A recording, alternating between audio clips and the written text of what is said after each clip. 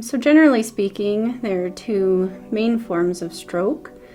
There are the ischemic kind, which means a blood clot or some kind of blockage of the blood flow. And then there's the bleeding kind, or called a hemorrhagic stroke, but both essentially mean some form of the brain being starved of its nutrients and its oxygen supply and what it needs to function properly. So there's several potential warning signs for stroke.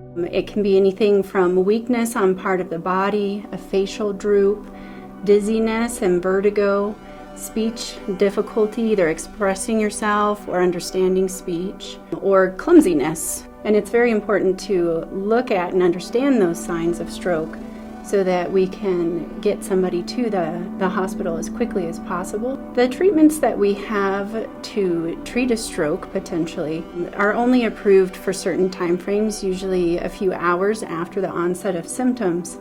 And so we really want to get people into the hospital so that we can see if they're candidates for intervention, some kind of IV medication, or certain interventions that we go in and we try to take a clot out.